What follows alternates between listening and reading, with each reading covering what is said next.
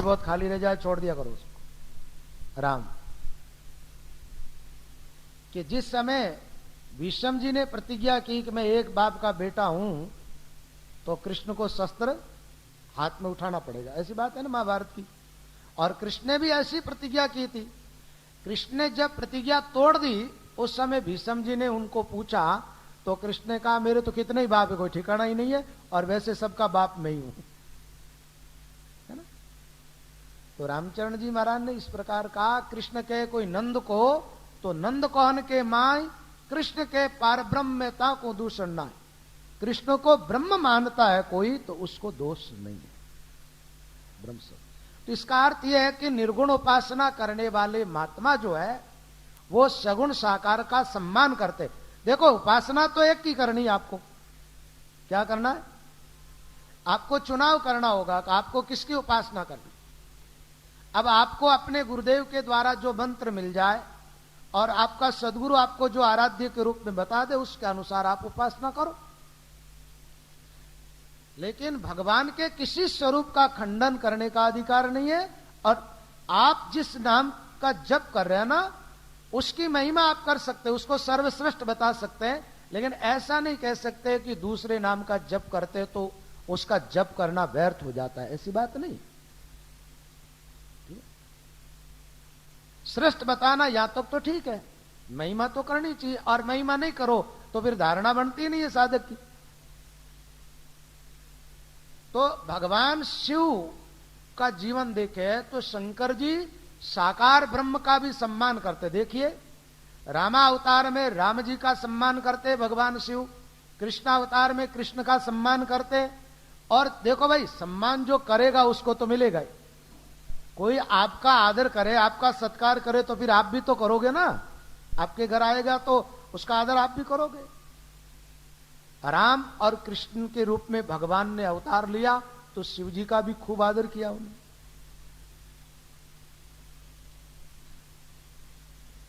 तो शिव जी की महिमा करीब करीब सब ग्रंथों में है। रामचरण जी महाराज की वाणी में जो है वो शिव जी को नाम लिहारी मानते। सबसे पहला राम से शिव जी निस्दिन राम उचारे राम बिना दूजो नहीं धारे। कल का प्रसंग मैंने छोड़ा था, समुद्र मंथन की जो कथा। देवता और असुर लोग भगवान शिव के पास जहर लेकर के पहुंचे, तो शिव जी से कहा कि महाराज हमने बोलमा की थी कि जो समुद्र से पहला निकलेगा वो भगवान शिव को चढ़ाएंगे, क्योंकि शिव अन्य सब देवता है और शिव जी महादेव। महादेव का मतलब सबसे बड़े देवता है। अब महाराज जिसके भाग्य में जो होता है वो निकलता है। देवताओं ने कहा समुद्र से तो ये विष निकला है और ये विष लेकर के हम आपके पास आए, आपकी वस्तु आप ग्रहण करो। तो महाराज उस समय कहते हैं पार्वती जी ने मना भी किया, उसके बावजूद भी भगवान शिव ने कहा देवी मैं सबसे बड़ा हूं ना, तो मुझे अपना बड़प्पन रखना होगा, इन देवताओं की रक्षा करनी होगी। और देवताओं की नहीं, देवता असुर भगवान शिव कहते ये सब मेरा ही परिवार, अपन सब जितने ही है ना। एक बात बताऊं, ये 5 जो देवता है ना, ईश्वर कोटि के जो देवता माने गए हैं और सनातन धर्म में जिनकी उपासना, ये 5 तत्व व्यापक है। एक बात है, शिव हमारे जीवन में तमोगुण के रूप में व्यापक है। आप कहते हैं तमोगुण हमें तो अच्छा ही नहीं लगता, तो नींद लेना अच्छा लगता है कि नहीं लगता बताओ? और बिना नींद लिए कितने दिन रह सकते हो आप? जिन लोगों को रात में नींद नहीं आती है ना, उनसे पूछो क्या हाल है उनका, दवाएं खानी पड़ती है। आपके जीवन में रजोगुण की भी प्रधानता, रजोगुण नहीं हो जीवन में, आप चल फिर नहीं पाएंगे, बोल नहीं पाएंगे, कुछ भी काम नहीं कर पाएंगे। क्रिया जितनी होती है वो सब रजोगुण से होती है। एक बात बताओ, आपके जीवन में रजोगुण नहीं होगा तो आपका वंश आगे ही नहीं बढ़ेगा, क्योंकि इंद्रियों का कोई काम नहीं होगा रजोगुण के बिना। तो रजोगुण भी व्यापक है। सतोगुण, आप शांत नहीं रहेंगे, अशांत रह करके जी नहीं सकते। कभी कभार क्रोधित हो जाते हो, अशांत हो जाते हो ना, परेशान हो जाते हो, राम राम। तो आप जब शांत हो जाते हो, एकदम ध्यान में रहते हो, तो ये क्या है? सतोगुण। तो सतोगुण से शरीर बना है, सतोगुण, रजोगुण, तमोगुण और उसके साथ साथ 5 तत्व, जो गीता के अंदर तो इस प्रकार बताया, भूमि रापो अनलो वायु खम मनोबुद्धि रेवच अहंकार इतियम में भिन्ना प्रकृति अष्टदा। अष्टदा प्रकृति से ये शरीर बना है। जिन तत्वों से शरीर बना है उन तत्वों की शरीर में व्यापकता है। वाणी जी में आता, वायु, तेज, आकाश, पृथ्वी, जल, भेलिया, ब्रह्मा विष्णु में 3 गुण में लिया, अष्ट दे मंडाण प्राण जीव बासरे। तो भाई बात यह है, शिव तत्व जो है वो भी व्यापक है, लेकिन अब आगे से आगे बढ़ते जाए तो सबके भीतर सत्ता जो है वो निर्गुण निराकार तत्व की है। शिव के भी 2 स्वरूप है, एक तो शिव जी का साकार रूप है और एक निराकार रूप है।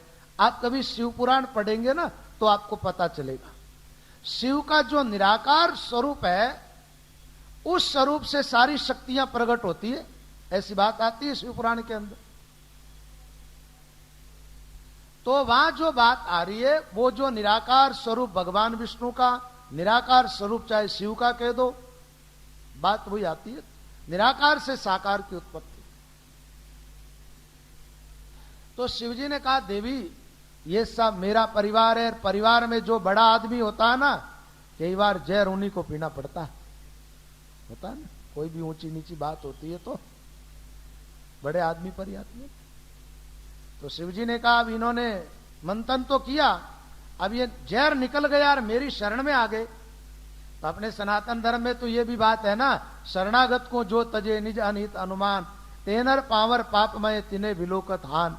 जो शरण में आया है और उसका परित्याग कर दे अपना अनिष्ट समझ करके, तो भगवान राम कहते हैं ऐसे आदमी का मुंह देखने से पाप लगता है। तो शिवजी ने कहा, ये मेरी शरण में आ गए, अब इनकी रक्षा करना तो मेरा धर्म बनता है। तो पार्वती जी ने कहा, महाराज वो तो सब ठीक है, धर्म का पालन तो करना चाहिए, लेकिन जिस धर्म का पालन करने से मृत्यु हो जाए ऐसे धर्म का पालन। भगवान शिव ने कहा, तू चिंता मत कर देवी, मेरी मृत्यु नहीं होती है, मैं तो शाश्वत हूं, मेरे को तो कभी मौत छू ही नहीं सकती, मौत शिव जी के निकट नहीं आती। तो ये कथा भी आगे आएगी, लेकिन यहां तो भगवान शिव ने एक बात बताई है, देवी मेरे पास में एक महामंत्र है और वो मंत्र जो है उसके अंदर से पूरा का पूरा अमृत प्रकट होता है। उस मंत्र का मैं जप करता हूं और उस मंत्र से जो अमृत प्रकट हुआ है वो मेरे जीवन में समाया हुआ है, मेरा पूरा जीवन अमृतमय। शिवजी कहते हैं कि जैसे मान लो एक अमृत का सरोवर भरा है और उसमें कोई बूंद भर विष डाल दे तो उस विष का तो उसमें कोई असर ही नहीं होता, ऐसे मेरा जीवन जो है वो अमृतमय है, इसलिए इस जहर का मेरे पर असर नहीं होगा और इनकी रक्षा हो जाएगी, और रक्षा करनी है तो ये जहर मुझे पीना पड़ेगा। तो शिवजी ने उस समय एक मंत्र बताया पार्वती जी को, श्री राम नाम अखिल मंत्र बीजम मम जीवनम च हृदय प्रविष्टम। बोले ये राम नाम जो मंत्र है ना, ये देवी महामंत्र है और इसका जो जप करता है ना उसका जीवन अमृतमय होता है, और मैंने तो इस राम नाम को अपना जीवन बना रखा है। हलाहलम वा प्रलयानलम वा, भगवान शिव कहते चाहे हलाहल विष हो और चाहे प्रलय काल की आग हो, जो व्यक्ति राम नाम का जप करता उसकी रक्षा होती है, उसका अनिष्ट कभी होता ही नहीं। ऐसी बात कह करके और भगवान शिव ने देवी को समझाया और वो विष जो था शिव जी ने ले लिया और लेकर के रकार उच्चारण करके विष पान कर गए। अब विष पान कर गए तो भगवान शिव ने सोचा मैं इस जहर को पी रहा हूं और मेरे हृदय के अंदर तो मेरे आराध्य देव भगवान राम विराजमान है, तो अपने आराध्य तक यह विष नहीं पहुंचना चाहिए। आप जिससे अति प्रेम करते हो ना उसको जहर नहीं दोगे, देते हो क्या? तो अपना आराध्य यानी अपना इष्ट जिससे अपन अति प्रेम करते हैं, भगवान शिव कहते हैं मेरा आराध्य तो राम है और राम मेरे हृदय के अंदर विराजमान है, राम तक विष नहीं पहुंचना चाहिए। रकार उच्चारण करके जहर पी गए और ऊपर से मकार उच्चारण किया। रकार और मकार के बीच में भगवान शिव ने जहर को रकार अपने कंठ में रोक लिया, उसको हृदय तक नहीं जाने दिया। विष भगवान शिव के गले तक पहुंचा। शिव जी का गला जो है विष का थोड़ा असर हुआ जिसे नीला हो गया, और जब से भगवान शिव नीलकंठ महादेव कहलाए। तो राम नाम के प्रभाव से भगवान शिव ने विष को पचाया। रामचरितमानस के अंदर इस प्रकार की चौपाई है, नाम प्रभाव जान शिवनी को, कालकूट फल दीन अमी को। नाम प्रभाव जान शिवनी को, नाम के प्रभाव को भगवान शिव जितना जानते और कोई जानता ही नहीं। जानने में ऐसा है कि नाम जप तो सब लोग कर रहे हैं, लेकिन इस नाम की शक्ति को जो समझ करके जप करता है ना, उनके जीवन में वो शक्ति प्रकट होती है। कितने ही लोग तो एक साधारण मंत्र मान करके राम नाम का जप कर रहे हैं। भगवान शिव इस नाम का जप करते हैं, इसको महामंत्र समझ करके। एक बात और है, महात्माओं की वाणी में आती है और संतों के द्वारा सुनी हुई भी बात है कि जब कलयुग आया ना, तो भगवान शिव ने क्या किया कि 7 करोड़ मंत्रों की शक्ति जो थी उसको शिव जी ने सब मंत्री को शक्ति को खींच ली, सब मंत्रों की शक्ति को आह्वान किया, आकर्षण किया, खींच करके, और जिस नाम का शिव जी जप करते इस राम नाम के अंदर उस मंत्री उस शक्ति को स्थापित कर दिया।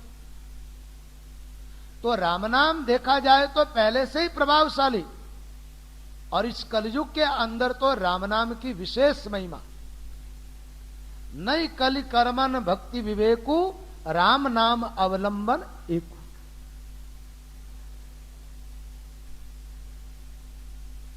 कलयुग केवल नाम आधारा, सुमिर सुमिर नर उतरे उपारा। कलु काल नर नार राम ही राम बणीजे, ये साधन सत्य साध आन सब झूठ गिणीजे। और जुगा सिरताज कलु सुखदेव बतावे, तुच्छ जीवन बड़ लाभ राम जे रसना गावे। मनसा वाचा हरि भजे, तजे जगत कुल ने, राम चरण वा का सुपल कलयुग में नरदे। तो कलयुग के अंदर राम नाम की विशेष महिमा। और धर्म कली में थक जावे, राम राम दिन दिन अधिकावे। राम कहत आवे सब धर्मा, माया ब्रह्म सकल को मर्मा। लोक के कलयुगे फीको, रामचरण मोको भयो नीको। राम सनातन जो जन गावे, कलयुग ताकी रक्षा करावे। कलयुग में विशेष राम नाम की महिमा। और एक काम भगवान शिव ने और कर दिया। शिव जी बड़े दयालु है, बड़े कृपालु है। एक बात है, थोड़ा सा कोई भगवान नाम का जप करता ना, उनके जीवन में भी भगवान के सारे गुण अवतरित हो जाते हैं। उन आदमी का जीवन एक महान बन जाता है, सद्गुण संपन्न जीवन बन जाता है। तो भगवान शिव जितना तो कोई नाम जप करने वाला ही नहीं है। शिव जी का जीवन बड़ा करुणामय, दयामय। भगवान शिव ने देखा ये कितने जीव बेचारे ये राम नाम के महत्व को समझते ही नहीं है, और इनकी समझ में आती है बात जब तक इनका जीवन पूरा हो जाता है, और ये बेचारे इस शरीर को छोड़कर के जीव नरकों की तरफ चले जाते हैं। भगवान शिव ने विचार किया, मैंने तो बहुत नाम जप किया, और ऐसा एक क्षेत्र खोल दूं जहां जो जीव आकर के अपना शरीर छोड़े और सीधी मुक्ति मिल जाए, उनको कुछ भी करना ना पड़े और वो जीव मुक्त हो जाए। तो भगवान शिव ने क्या किया कि अपनी जो काशीपुरी है, जहां पर भगवान शिव का निवास है, वैसे तो देखो परमात्मा सर्वत्र व्यापक है, लेकिन कहीं कहीं भगवान की विशेष शक्ति प्रकट होती है। जैसे गंगा का महत्व देखा जाए तो गंगोत्री से लेकर और गंगा सागर तक है, लेकिन हरिद्वार के अंदर गंगा का महत्व थोड़ा विशेष हो जाता है। वैसे तो भगवान सर्वत्र व्यापक है, लेकिन भगवान का ध्यान करने वालों के हृदय में भगवान विशेष रूप से प्रकट होते हैं। ऐसे ही भगवान शिव वैसे तो सब जगह है, लेकिन काशी के अंदर विशेष रूप से भगवान शिव जी का निवास स्थान माना गया है, और शास्त्रों का ऐसा मत है। और देखो भाई, बात यह है कि धर्म को मानने वाले लोग आस्तिक होते हैं, और आस्था का अर्थ यह होता है कि शास्त्रों पर श्रद्धा करे। जो हमारे सनातन धर्म के शास्त्र है, सदग्रंथ है, उन ग्रंथों पर जो श्रद्धा नहीं करते, अश्रद्धालु लोग हैं, ऐसे लोगों को कभी सफलता प्राप्त होती नहीं है। भगवान पर श्रद्धा रखनी चाहिए, सदगुरु पर श्रद्धा रखनी चाहिए, सत्पुरुषों के प्रति जीवन में श्रद्धा के भाव होने चाहिए और सदग्रंथों के प्रति पूर्ण जीवन में श्रद्धा होनी चाहिए। तो हमारे ग्रंथों के अंदर ऐसी बात आती है कि काशी के अंदर आदमी जाकर के अपना शरीर छोड़ता है तो वह मुक्त हो जाता है। क्यों, ऐसा क्यों होता है? अब देखो, तर्क देने वालों के पास तो बहुत सारी युक्तियां हैं। कुछ लोग कहते हैं कसाई वगैरह भी रहते हैं तो वो काशी का महत्व समझ करके नहीं रह रहे, है ना।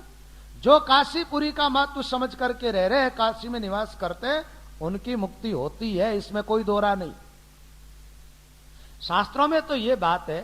अब बात ये, भाई अन्याय करने वाले लोग तो कहीं भी घुस जाए, उसका तो क्या करो। एक बात है, हमने तो मंदिर बनाया भगवान का, भगवान की उपासना के लिए, और उसके अंदर कोई लुच्चा लफंगा लंपट आदमी चला गया, उसका क्या करो आप। तो काशीपुरी तो बनी है जीवों की मुक्ति के लिए, और उसके अंदर अपराधी घुस गए तो उसका तो क्या करें। ताकि शास्त्र ये बात कहते हैं कि काशी का जो क्षेत्र है, उस क्षेत्र के अंदर यमराज के दूत प्रवेश ही नहीं कर पाते, प्रवेश ही नहीं कर पाते। कुछ क्षेत्र ऐसे है जिन क्षेत्रों में यमराज के दूत प्रवेश नहीं करते। अयोध्या के लिए भी ऐसी बात आती है, चार खान जग जीव अपारा, अयुध तजे तनु नहीं संसारा।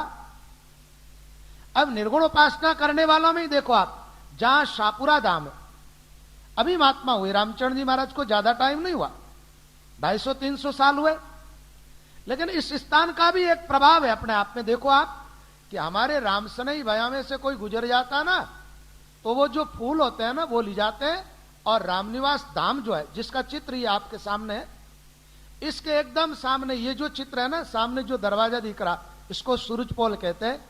इसके आगे जमीन में खड्डा खोद करके वो फूल डाल देते। 1 साल के बाद में आप वहां जाकर के खोदो, कुछ भी नहीं मिलता। हजारों लोगों ने डाला, आज एक भी अस्थि नहीं मिलती वहां पर, वो गायब हो जाती है अपने आप। तो ये जो स्थान है, उस स्थान के बारे में भी ऐसी बात आती है, भगवान शिव ने प्रणाम की, वो जगह बड़ी पवित्र है। शाहपुरा की महिमा में तो आता है कि वहां प्रणाम करके, परिक्रमा करके वहां की प्रसादी ले लेता है, उस आदमी को जमराज के दूत छूते भी नहीं। ऐसी महिमा अयोध्या, काशी आदि पुरियों की है। अयोध्या में कोई भी जीव शरीर छोड़ता है, भगवान के धाम में ही जाता है। वृंदावन आदि की भी महिमा है, जो भागवत के प्रसंगों में सुना देंगे हम आपको। अभी तो शिव जी की कथा चल रही है, तो काशी जी की बात बताते हैं। हमारे सनातन धर्म के अंदर एक बहुत बड़े महापुरुष हुए, जिनका शरीर अभी अभी छूटा, थोड़े वर्ष हुए, राम सुखदास जी महाराज के नाम से प्रसिद्ध थे और गीता प्रेस से जुड़े हुए थे। उनके मुंह से सत्संग में हमने सुना, वो कहते थे काशी में शरीर छोड़ते हैं ना कोई भी जीव, भगवान शिव आकर के और उनके कान में राम मंत्र सुनाते। क्या करते? राम मंत्र सुना देते। और जैसे ही राम मंत्र सुना, राम मंत्र सुनने के बाद वो जीव सीधा राम जी के लोक में चला जाता है। और हमारे संतों की वाणी में भी ये बात आती है, पशु पक्षी प्रेत गत होई, राम नाम श्रवण सुन कोई। चाहे पशु हो, चाहे पक्षी हो, चाहे मनुष्य हो, और चाहे कोई अधोगति की प्रेत आत्मा हो, राम नाम को सुन ले किसी महापुरुष के द्वारा, तो कहते हैं कि उसकी मुक्ति हो जाती। कोई जानवर मर रहा हो, आप वहां खड़े रह जाओ और 2 मिनट उसको राम सुनाओ, राम राम सुनते सुनते वो जीव शरीर छोड़ देता तो मुक्त हो जाता। जानवर भी है। कोई आदमी अंत समय में मृतासन पर, मान लो मृत्यु काल के अंदर शरीर छोड़ने की तैयारी में, उस समय आप उनके पास बैठ करके और राम नाम सुनाओ, राम राम सुनेगा वो, और सुनते सुनते शरीर छोड़ेगा, मुक्त हो जाएगा। तो काशी में मान्यता ऐसी है कि भगवान शिव वहां मरने वालों को कान में राम मंत्र सुनाते हैं और वो मुक्त हो जाते हैं। ऐसी महिमा। तो एक बात है, काशी के अंदर मुक्ति का एक क्षेत्र खोला। जैसे किसी के पास अन्न ज्यादा होता है ना, तो अन्न क्षेत्र खोल देता है। जो भी भूखा आदमी आता है उसको रोटी मिलती है। जिसके पास जो चीज ज्यादा है ना, वो लोगों को बांट सकता है। एक बात बताओ, आपका पेट भरे इतनी रोटी आपके पास, आप क्या बांटोगे दूसरों को? और मान लो आपके पास ज्यादा है, आपकी व्यवस्था हो गई, अब बचा हुआ है तो फिर बांट सकते हो आप। भगवान शिव तो अपने आप में मुक्त है ही, कल्याण स्वरूप ही है। अब उनके पास राम नाम रूपी जो धन है ना, इसका इतना खजाना जिसका कोई वारा पार ही नहीं। कई लोग ऐसे धनाढ्य होते हैं ना, उन लोगों को खुद को ही पता नहीं रहता कि उनके पास कितना धन। ऐसे शिव जी को खुद को ही पता नहीं है कि शिव जी के पास में कितना धन है। तो शंकर जी ने क्या किया, काशी के अंदर एक मुक्ति का क्षेत्र खोल दिया। जिसको मुक्त होना है वो आ जाओ, और यहां आकर के शरीर छोड़ो, मुक्त हो जाओ। एक बात है, मुक्त होने के लिए जाएगा तो वहां चुपचाप बैठा रहेगा क्या? वो खुद भी तो कुछ प्रयास करेगा ना मुक्त होने के लिए। तो भगवान शिव की महिमा में ये बात आती है कि शिव जी जीवों को मुक्ति प्रदान करने वाले हैं, बड़े दयालु, बड़े कृपालु हैं। वैसे तो सब अपनी अपनी जगह श्रेष्ठ है, लेकिन शिव जी का स्थान कुछ और ही ऊंचा है। देखो, भगवान के नाम की महिमा शिव जी के जैसी कोई नहीं जानते। भगवान की व्यापकता का ज्ञान भी शिव जी के जैसा किसी को नहीं है। और भगवान की दयालुता और भगवान के स्वभाव के बारे में जितना शिव जी जानते उतना कोई भी और नहीं जानता। एक बात है, भगवान का अवतार भी होता है ना, तो दूसरे लोगों को पहचानने में काफी समय लग जाता है, शिव जी को समय नहीं लगता। और वो कहीं भी होता तो उनको पता चल जाता है भगवान अवतरित हो गए, प्रकट हो गए। भगवान राम का अवतार नहीं हुआ था ना, जब धरती पर अति अत्याचार बढ़ता है ना, जब धर्म की हानि, अधर्म एकदम बढ़ जाता है, कैसे भी कोई महापुरुष प्रकट हो जाए धरती पर तो भी उस अधर्म को न मिटा सके उपदेश के द्वारा।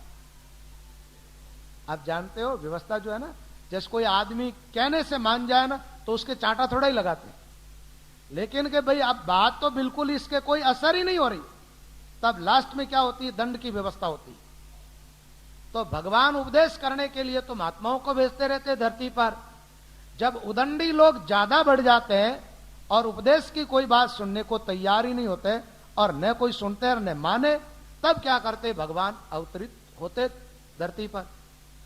जब रावण का अत्याचार बढ़ा, राक्षस लोग ज्यादा बढ़ गए, और यहां तक रामायण आदि में तो कथा आती है महाराज, कितने ही ऋषियों को राक्षस खा गए थे, उनकी हड्डियों के ढेर लग गए थे, है ना? रामायण में ऐसी कथा आती। तो जब ये धरती बहुत पीड़ित हो गई, ये किसी ने, एक बार क्या हुआ, भगवान शेष जी से पूछा, बोले महाराज ये इतनी बड़ी पृथ्वी आपके माथे ऊपर है तो आपको वजन नहीं लगता है क्या? धरती पर बड़े बड़े समुद्र है, पहाड़ है, पेड़ है। तब शेष जी ने कहा, शेष विचार कहो हरि से। ये लगता है भगवान विष्णु और शेष जी का संवाद है। शेष विचार कहो हरि से, प्रभु भूमि को भार नहीं कछु भारो। 18 भार वनस्पति और 7 समुद्र लिए सिरधारो। कैलाश सुमेरु भय हल्के हूं तो और भार को कौन विचारो। सतसंगति हीन जे राम बेमुख नर ते प्रभु मोपे न जात संभार। शेष जी ने कहा इस धरती का बोझा नहीं लगता है, 7 समुद्रों का भी वजन नहीं लगता है, 18 बार वनस्पति का भी बोझ नहीं लगता। इन सब का तो वजन ऐसा लगता है, मान लो कि हाथी के माथे पर किसी ने राई का कण रख दिया तो हाथी को वजन नहीं लगता उसका। शेष जी कहते हैं ऐसे मुझे वजन नहीं लगता है, लेकिन इस धरती पर कोई पापी आदमी प्रकट होता है, पाप का आचरण करता है, उसका वजन मुझे लगता है। जो न सत्संग में जाकर के बैठे, न भगवान नाम का जप करे, न धर्म ध्यान में आस्था रखे और पाप की कमाई करे। किसी महात्मा के सामने किसी ने प्रश्न पूछा, बोले महाराज इस धरती से ज्यादा वजनदार क्या है और काजल से ज्यादा काला क्या है और पवन से जीना और आग से तेज क्या है? उस महात्मा ने बताया क्रोध आग से तेज है, अग्नि में जितना जल्दी आदमी नहीं जलता, उसके पहले जल जाता क्रोध की आग से। आग तो एक बार जलाती आदमी को, लेकिन क्रोध तो बार बार जलाता है, बार बार। क्रोध अग्नि से तेज। ज्ञान को बताया पावन से भी जीना है। ज्ञान की बात एकाएक आदमी के पकड़ में नहीं आती, बार बार सुनता रहे, शास्त्र अध्ययन करता रहे, तब जाकर के और दिमाग में बैठती। और जीवन में कोई कलंक लग जाए तो वो काजल से भी काला है। काजल का धब्बा लग गया, आप साबुन लगा करके धो, पानी से उतार सकते हो, लेकिन जीवन पर कोई कलंक लग गया वो कभी नहीं उतरेगा। इसलिए सावधानी पूर्वक जीवन जीना चाहिए। और पाप भूमि से भारो। पाप जो है वो पृथ्वी से भी ज्यादा वजनदार है। जिस आदमी के जीवन में पाप ज्यादा बढ़ जाता, उसके जीवन की नौका डूब जाती। भवसागर के पार उतरने नाम की जाज बनाई, अड़वा अड़वा पार उतरिया डूबेला मान बढ़ाई। अवसर बहुत भलोरे भाई, मानुष दे देवा ने दुर्लभ सो दे तो पाई। तो पाप है जो भूमि से भी ज्यादा वजनदार है। पाप भूमि से भारी। तो यहां बताया गया कि जब इस पृथ्वी पर पाप बढ़ता है ना, तब इससे बर्दाश्त नहीं होता, सहन नहीं होता। जितना सहन हो सके उतना तो करती है, लेकिन जब सहन नहीं होता तब ये क्या करती महाराज, ब्रह्मा जी की शरण में जाती। सबसे पहले पृथ्वी गौ का रूप धारण करके देवताओं को साथ लेकर के ब्रह्मा जी की शरण में गई। महाराज ये क्या कर दिया आपने, कैसी सृष्टि रची आपने। पापी लोग इतने बढ़ गए हैं कि इनका वजन मुझसे सहन नहीं हो रहा। ब्रह्मा जी भगवान शिव का आह्वान किया और सबने विचार किया कि अब इस धरती की रक्षा कौन करे, इस धरती से भार कौन हल्का करे। बोले भगवान नारायण कर सकते हैं। तो नारायण रहते कहां है, भगवान के पास चले और जाकर के उनसे प्रार्थना करे। ऐसी चर्चा चली। तो जिन लोगों के मन में जैसी धारणा थी ना, उस हिसाब से चर्चा हुई। किसी ने कहा भगवान साकेत लोक में रहते हैं, किसी ने कहा भगवान वैकुंठ लोक में रहते हैं, किसी ने कहा भगवान क्षीर सागर में रहते हैं। अलग अलग जहां की रही भावना, जैसी जैसी जिनकी भावना, जैसी जिनकी आस्था निष्ठा श्रद्धा थी, उस हिसाब से सबने चर्चा की। किसी ने कहा गोलोक में रहते। भगवान शिव आंखें बंद करके उस सभा के अंदर बैठे रहे। पूछ लिया महाराज आप भी तो बताओ, आपका क्या मत। भगवान शिव ने कहा सब बताते हो वहां रहते वहां रहते, मैं तो तुम्हें पूछता हूं कि भगवान रहते कहां नहीं है। ऐसी कोई जगह बताओ जहां पर भगवान नहीं रहते हो। तो सबकी बोली एकदम बंद हो गई। तो भगवान शिव ने कहा देखो, भगवान को एक देशी समझना ये भूल है हमारी। भगवान एक देशी नहीं है, वो सर्वदेशी, वो सर्वत्र है। शिव जी ने कहा हरि व्यापक सर्वत्र समाना, प्रेम से प्रगट होई में जाना। हरि व्यापक सर्वत्र समाना, प्रेम से प्रगट होई में जाना। हरि परमात्मा तो सर्वत्र व्यापक है, प्रेम से उसको पुकारो वो प्रकट हो जाएगा। सर्वत्र है इसलिए तो प्रहलाद ने पुकारा और खम्भ से प्रकट हो गए। किसी ने भगवान का चिंतन किया, ब्रह्मा जी की नाक से भी भगवान प्रकट हो गए। कहीं से भी प्रकट हो सकते परमात्मा। कई भक्तों के लिए तो जहां वो खड़े थे वहीं प्रकट हुए। दादू जी महाराज से पूछा, बोले महाराज बरस बीत गए भजन साधन करते करते, क्या आपको भगवत प्राप्ति हुई कि नहीं हुई। तो दादू जी महाराज ने कहा भाई भगवान से मिलने की बात कर रहे हो तुम, तो पहले मुझे ये बात बताओ कि भगवान बिछड़े कब थे मुझसे। बिछड़ता वो मिलता, मिला मिलाया मिल रहा, कब देखा नहरा, दादू भेग अनेक है परसेगा प्यारा। बस प्रेम से उसको जो पुकारता है, जो आत्मनिष्ठ हो जाता है और ध्यान में प्रविष्ट हो जाता है, उसके जीवन में परमात्मा प्रकट हो जाते हैं। है तो वो सब जगह। स्वामी रामचरण जी महाराज ने ऐसी बात बताई है, राम रया भरपूर दूर काहे को फिरिए, अपना घट को खोज रैन दिन सुमिरन करिए। जो गारा की कलन नीर की सीरंदर से, कर्मा के आवरण राम नेड़ो नहीं परसे। जो चकमक में आग पतर लग प्रगट होई, धीरज सो कर ध्यान शब्द गुरु को ले सोई। रामचरण चातुर्मास में तो बहती थी, लेकिन सर्दी के टाइम तक थोड़ा थोड़ा पानी उन नदियों में चलता रहता। और फिर अपन देखते हैं कि नदी सूख जाती है एकदम, ऊपर से पानी बिल्कुल नहीं दिखता, और प्यास लगी है उस नदी में जाते, थोड़ी रेत हटाते और रेत के हटते ही पानी प्रकट हो जाता, और अपन वो पानी पी लेते, पी करके प्यास बुझा लेते। ऊपर से देखो नदी को तो पानी दिखाई नहीं दे रहा है, थोड़ा सा खड्डा किया, पानी प्रकट हो गया। ऐसे ही क्या संसार को आप ऊपर ऊपर से देखो तो मायामय संसार दिखाई देता। सब लोगों के शरीर दिख रहे आपको, काले गोरे, लंबे ठिंगने, मोटे पतले, ऐसे दिखाई दे रहे, टेढ़े सीधे। जब थोड़ी सी आपकी दृष्टि चेंज होती है कि ऊपर ऊपर से देखना थोड़ा बंद करो और थोड़ी ऐसी दृष्टि बनाओ कि ये शरीर जो है ना माया से बना हुआ, पंचकोश में जो शरीर है, तो ऐसी दृष्टि बनाओ कि इस पंचकोश को चीर के भीतर प्रवेश कर जाए आपकी नजर, तो आप देखोगे हर आदमी के भीतर परमात्मा विराजमान। चर्रे चर्रे में, पत्ते पत्ते में है झांकी भगवान की, किसी आंख वाले ने पहचान की। नामदेव जी को ऐसी आंख मिल गई थी तो महाराज कुत्ते ने रोटी उठाई, रोटी कुत्ते ने उठाई, नामदेव के मन में आई। क्या मन में आई? बोले महाराज ये बाटियां लुकी है और लुकी रोटी खाओ तारो गड़ो चुल जाए, थोड़ो घी लेने जाओ, चौपड़न खाओ।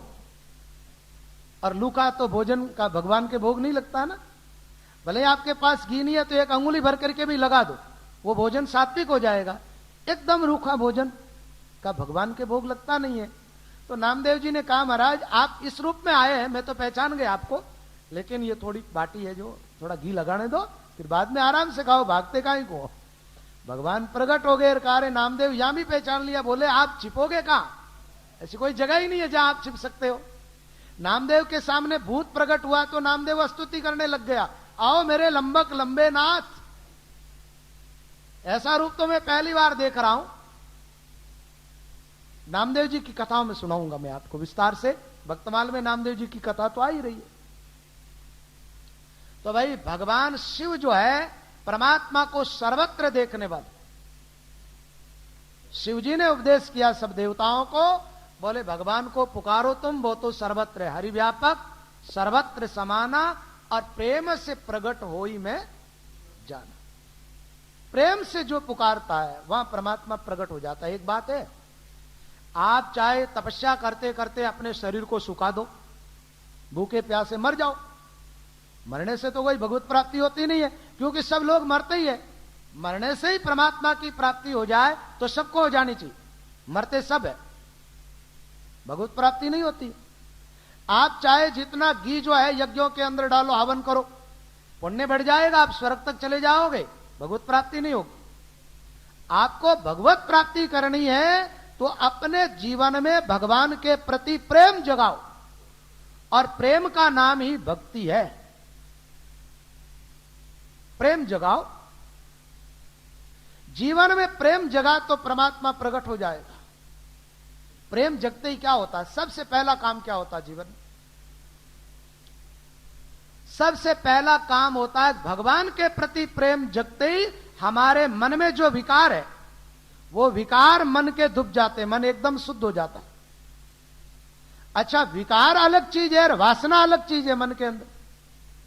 तो प्रेम जब बढ़ता है, प्रेम रूपी सरिता में जब बाढ़ आती है, तब क्या होता है कि आपके मन में जो वासना है वो वासना एकदम बह जाती है।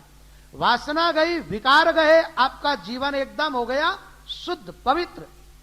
और जैसे जीवन शुद्ध हुआ, उस शुद्ध पवित्र जीवन के अंदर परमात्मा प्रकट हो जाता है। भगवान को गंदगी अच्छी नहीं लगती है, वो चाहे बाहर और चाहे भीतर। इसलिए भगवान कहते हैं बाहर भीतर से एकदम शुद्ध रहो, पवित्र रहो, मुझसे मिलनी चाहते हो तो। देखो रामायण की बात बताऊं आपको, जब रावण ने विभीषण को लात मार के लंका से निकाल दिया, जब विभीषण निकला लंका से, राम की शरण में आ रहा है, उस समय कल्पना क्या कर रहा है? विभीषण सोचता है कि राम सम्राट है, अयोध्या नरेश, और बहुत बड़े राजा है, मैं राम की शरण में जाऊंगा और राम मुझे कोई छोटा मोटा राज्य दे देगा, 1 2 4 5 गांव, जिससे मेरा आराम से गुजारा चल जाएगा। ऐसी कई प्रकार की कल्पनाओं करता हुआ विभीषण राम जी की शरण में आया, और शरण में आया। कहानी तो काफी लंबी है, जो आप लोगों को सबको याद ही है। जैसे ही राम जी के दर्शन किए विभीषण ने, और दर्शन करते ही उसके जीवन में प्रेम उमड़ आया। उनकी जो कल्पना थी, उस कल्पना से एकदम विपरीत राम का रूप उन्होंने देखा। राम कोई राजा के रूप में नहीं है। राम के माथे पर जो मुकुट है वो बालों का मुकुट है, जटाओं का। कोई शरीर पर आभूषण नहीं है। योगियों के जैसा, ऋषियों के जैसा, महात्माओं के जैसी वेशभूषा में राम जी को देखा। विरक्ति आल में विभीषण ने राम के चरणों में प्रणाम की और राम जी ने उठाया। उस समय राम जी ने क्या कहा? कहूं लंकेश कुशल परिवार, कुशलता पूछी ना। तो विभीषण ने सोचा शायद राम जी मुझे पहचानने में भूल कर रहे हैं। राम जी सोच रहे होंगे कि रावण मेरी शरण में आ गया। विभीषण ने कहा महाराज लंकेश तो रावण है, मैं तो उनका छोटा भाई विभीषण हूं। बोले विभीषण है? वो तो मैं जानता हूं। राम जी ने कहा। बोले आप जानते हो तो फिर आप लंकेश क्यों कह रहे हो मुझे? बोले रावण तो लंकेश कुछ समय के लिए रह गया, और मैं तुझे आज ही लंकेश बना देता हूं, लंका का सम्राट बना देता हूं। अच्छा बताओ विभीषण जी ने उस समय क्या कहा? बोले नहीं महाराज, मुझे लंका का राज्य नहीं चाहिए, मैं लंका का सम्राट बननी नहीं चाहता, मैं तो आपके चरणों में रहनी चाहता हूं। राम जी ने कहा जो नहीं चाहता मेरा भक्त वो चीज तो मैं भक्त को देता ही नहीं हूं। तू देख लंका से निकला उस समय तेरी क्या सोच थी? विभीषण ने कहा महाराज आपके सामने क्या कहना, वहां से निकला जब तो मेरे मन में यही था कि राम जी मुझे कोई छोटा मोटा राजा बना देंगे। तो राम जी ने कहा फिर छोटा गाय को बनाऊंगा, मोटा ही राजा बनाऊंगा ना। लेकिन विभीषण एक बात कह रहा है, यद्यपि प्रथम वासना रही प्रभु पद प्रीत सरित शोभई। मन में वासना तो थी, लेकिन प्रभु आपके चरणों का जैसे ही दर्शन किया और दर्शन करते ही मेरे जीवन में प्रेम उमड़ आया, और उस प्रेम रूपी सरिता के अंदर वो वासना बह गई। अब मेरे मन में ऐसी कोई बात नहीं है कि मैं लौकिक सुख की चाह रखूं। राम जी ने कहा जो पहली वासना रही है ना, पहले वो काम कर लो, फिर मुझसे तो मिलना है, मेरे साथ तो रहना है। भगवान क्या करते? कामना से बचते हैं ना भक्त, पहले उनकी कामना की पूर्ति करते हैं और उसके बाद अपना लोक देते। गुरु जी के साथ भी ऐसा ही हुआ। इसलिए पहले भक्ति आरंभ करो ना पूरी सावधानी के साथ, एकदम निष्काम भाव से। एक बात है, भागवत इतनी हो रही, भागवत कथाएं, और आप लोगों ने कई भागवत सुनिए। भागवत का दूसरा ही जो श्लोक है ना, उसके अंदर एक बात आती है कि भागवत का अधिकारी वो है जो मोक्ष तक की चाह नहीं रखता। दूसरे श्लोक में, उसकी टीका में पढ़ लेना आप। जिसके जीवन में मोक्ष तक की चाह नहीं, मोक्ष प्राप्त करनी नहीं चाहता, वो तो केवल भगवान का प्रेम चाहता है। ऐसा जो भक्त होता है वो महाराज भागवत सुनने का अधिकारी होता है। इसका मतलब निष्कामियों के लिए भागवत जैसा पवित्र ग्रंथ है। और अभी तो आजकल तो महाराज भागवत कथाएं ज्यादा कर होती है, तो उसमें बताना पड़ता है, प्रलोभन देना पड़ता है, गोलियां देनी पड़ती लोगों को कि भागवत सुनने से ये हो जाएगा, बेटा नहीं है तो बेटा हो जाएगा, काम धंधा नहीं चल रहा तो वो चलने लग जाएगा, स्वास्थ्य ठीक नहीं रह रहा तो वो ठीक होने लग जाएगा। ये तो क्या, जो निठल्ले लोग भगवान के प्रति बिल्कुल प्रेम रखते ही नहीं है ना, उन लोगों को भगवान की तरफ लाने के लिए ऐसी बातें लोगों को सुनानी पड़ती है। अब आपके बच्चे के जीवन में कोई तकलीफ है, कोई बीमारी है, आप गोली देनी चाहते हो तो खानी ही नहीं चाहता, आप मुंह में डालो थूक देता हो, तो आप पेड़े के साथ में देते हो तो वो आरोग जाता है ना।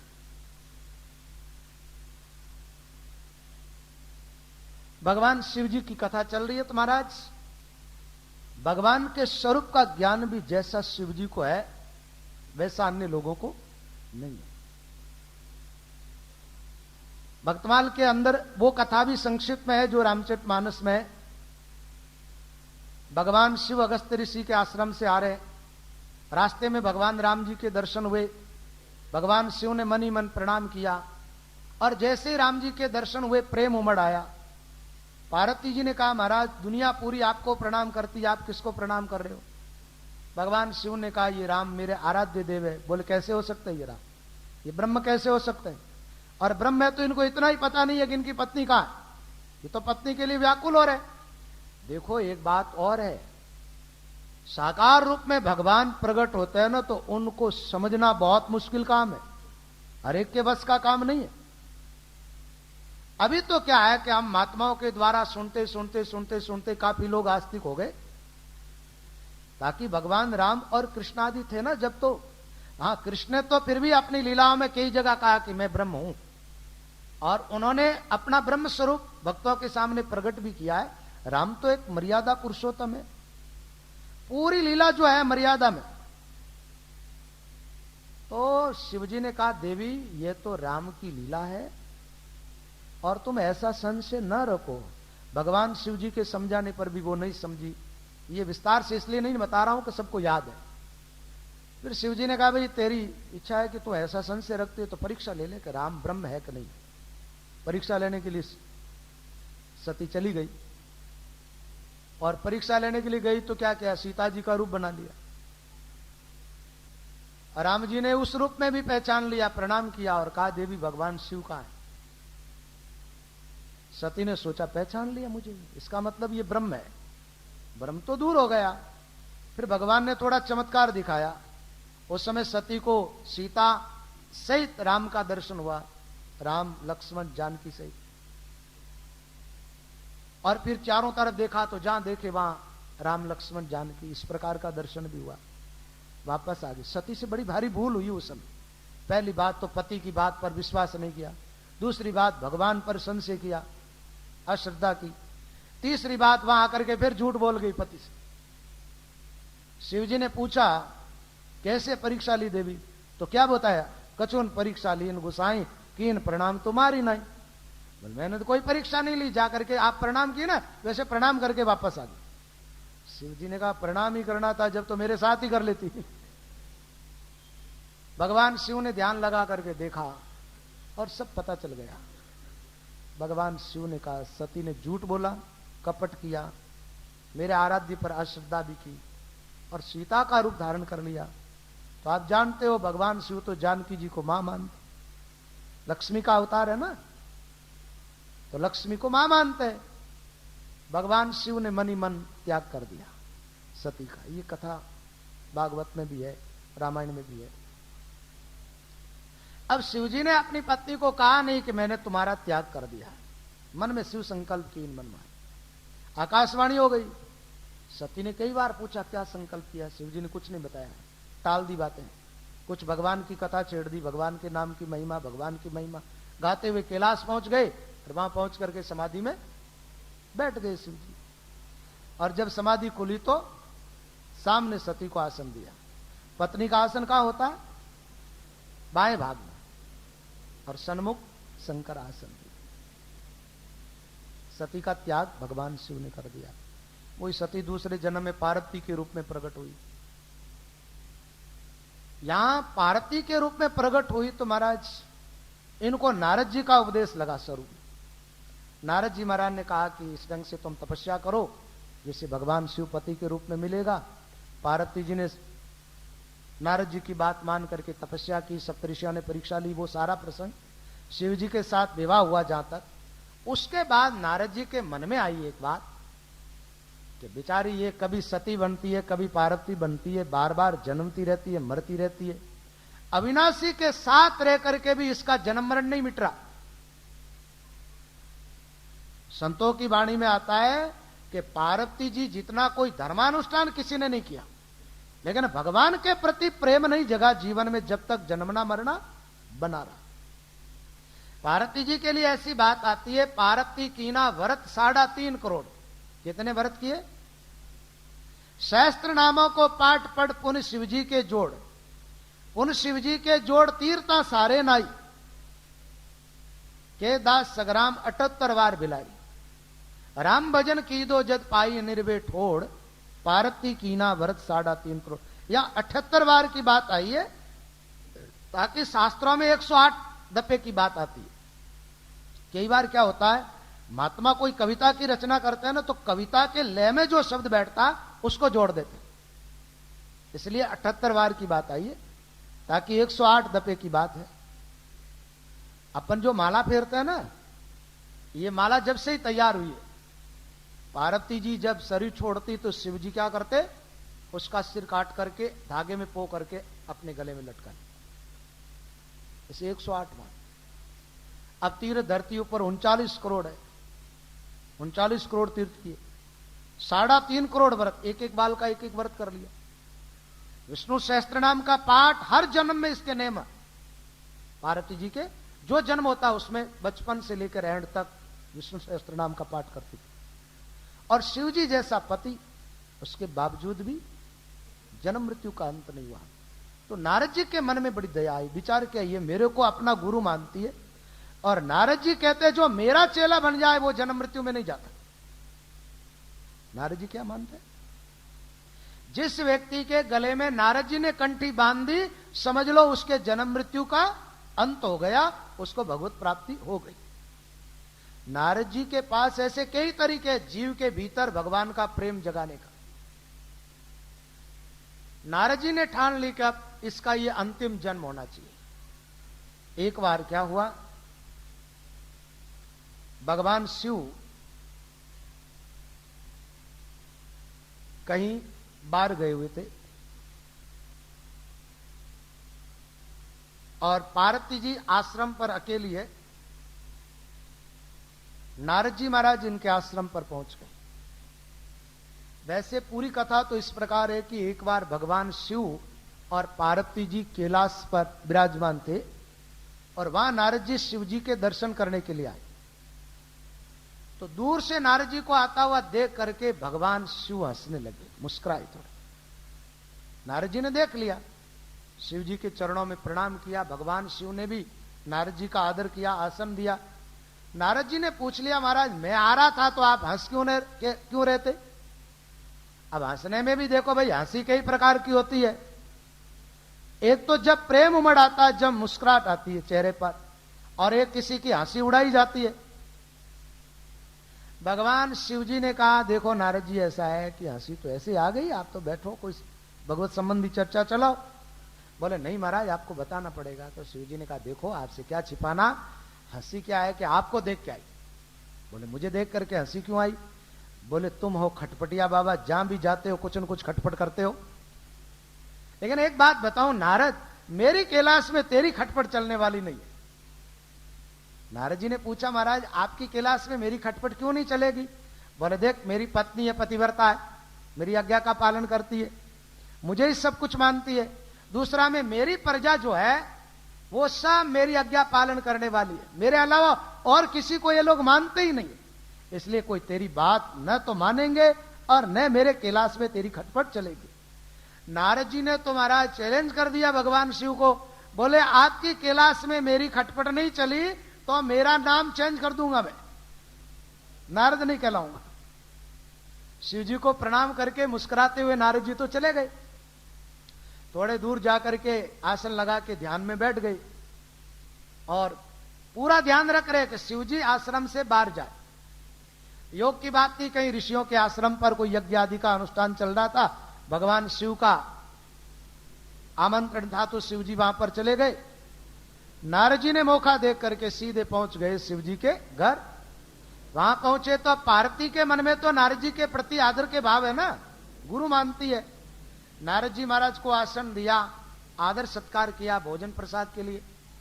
नारद जी 5 मिनट बैठे, उठ के खड़े हो गए और पार्वती जी को सुना करके कहा, आज मैं गलत जगह आ गया, नहीं आना चाहिए था मेरे को। पार्वती जी ने कहा, महाराज गलत जगह कहां है, आप तो सही जगह आए हो, अब तो भगवान शिव के घर आए हो, ये कोई गलत जगह है क्या? बोले देखो भाई, साधु संतों के लिए वही गलत जगह होती है जहां साधु संतों का आदर नहीं होता, जहां उनकी बात का आदर नहीं, जहां उनका खुद का कोई आदर नहीं, उनके प्रति कोई श्रद्धा नहीं, आस्था नहीं, उनकी बात का कोई आदर नहीं। ऐसे नारद जी बातें करने लगे। पार्वती जी ने कहा, ऐसी बात क्यों करते हो महाराज, मैं तो आपका बहुत आदर करती हूं, मैं तो आपको भगवत स्वरूप समझती हूं। अरे पार्वती तू तो आदर करती है, लेकिन ये तेरा जो पति है ना, ये बाबा बड़ा कपटी है। नारद जी ने ऐसा कहा तो पार्वती जी को थोड़ा अच्छा न लगा। महाराज, कोई भी पतिव्रता स्त्री अपने पति की बुराई सुने क्या? बोले महाराज ऐसे शब्द न बोलो, भगवान शिव तो भोलेनाथ है, बड़े कृपालु है, दयालु है, वहां तो छल कपट की कोई बात ही नहीं, और आप ऐसी बात क्यों कर रहे हो? आपको कोई अच्छी बात करनी चाहिए, मैं आपका आदर करती हूं, इसका मतलब ये थोड़ा ही है कि मैं मेरे पति की बुराई सुनूं। नारद जी ने कहा यही तो बात है, सच्ची बात बतावा ना। एक मारवाड़ी में कहा होता ना, साची कहे तो माई माथा मारे।